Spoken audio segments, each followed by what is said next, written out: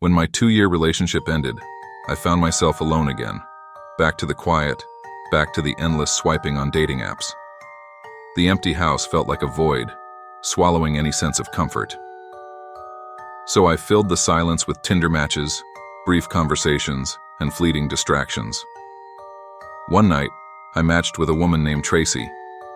She seemed normal enough, giving me her Snapchat before the conversation quickly faded into nothing but her watching my stories.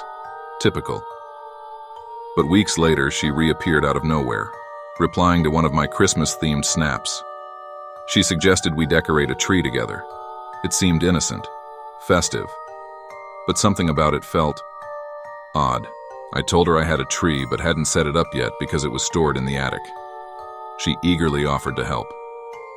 That night, I rushed to buy wine and clean up the house, preparing for company. When 9 p.m. rolled around, I was sitting on the couch, waiting, and waiting. I almost gave up until she messaged, "I'm outside." I opened the door and froze. Tracy was taller than I expected, easily 6 feet. Her perfume was overpowering, like she'd drenched herself in it to mask something else.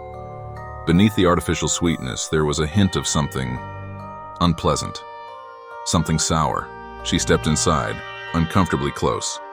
Her leg pressed against mine as we sat on the couch. Her presence felt wrong. Her eyes lingered too long, her responses delayed. Social cues felt lost on her. I poured us both a glass of Merlot.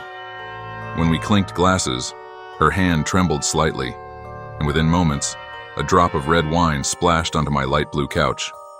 I forced a smile, reassuring her it was fine, though my mind screamed. I fetched a damp paper towel, scrubbing at the stain as she whispered repeated apologies.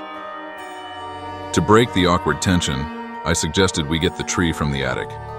She followed me as I climbed up, handing pieces of the tree down one by one. The last piece, the largest, was too heavy for me alone. She grabbed it effortlessly, a quiet reminder of her strength. Together we assembled the tree, Christmas music playing softly in the background. Afterwards, I went down to the crawl space to retrieve the ornaments. As I rummaged through the bins, a wave of dizziness crashed over me. My vision swam. My limbs felt heavy. The wine. I stumbled up the stairs, struggling to keep my balance. But when I reached the top, Tracy was gone. I called her name. Silence. I checked every room. The bathroom, empty. The bedrooms, empty. The front door was locked. No sign of her. My phone showed she hadn't even opened my last snap. Confusion twisted into unease. Then exhaustion took over. My body felt impossibly heavy. I sank onto the couch, my vision blurring to darkness. I don't know how long I was out, but when I woke, the house was pitch black. The TV was off. Even the Christmas tree lights had been unplugged. The silence was thick, suffocating. A sound, a breath, not mine. I reached for my phone, fumbling in the darkness. The second the screen lit up, I saw it. A tall silhouette, standing motionless in front of me. My blood turned to ice. My mouth went dry. I wanted to scream, but nothing came out. My fingers trembled as I turned on the flashlight. The beam revealed Tracy. She stood there, unmoving, her eyes wide and unblinking. Her face was void of any emotion, her lips slightly parted as if she'd been whispering to herself. My limbs refused to cooperate. I was paralyzed, either from terror or whatever she had put in my drink. I forced my throat to work. "Tracy?" No response. Then without warning, she bolted, a blur of movement. Loud, thunderous stomps echoed as she sprinted down the stairs. A slam, the front door. Then, nothing. I sat frozen, my breath shallow, my heart hammering in my chest. My mind reeled. What was she doing? Why was she just standing there? Minutes passed before I gathered the courage to move. I checked my phone. She had blocked me, erased herself completely. I checked the house. Nothing missing except for one thing. Every single bottle of pills was gone.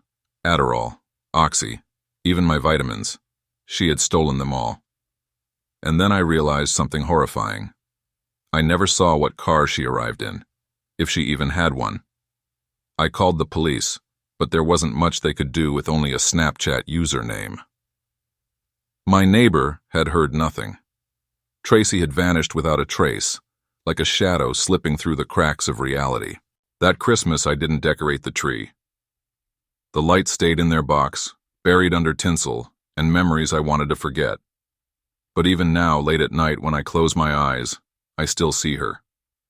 That tall, unblinking silhouette standing in the dark, watching me as I slept, waiting for me to wake up.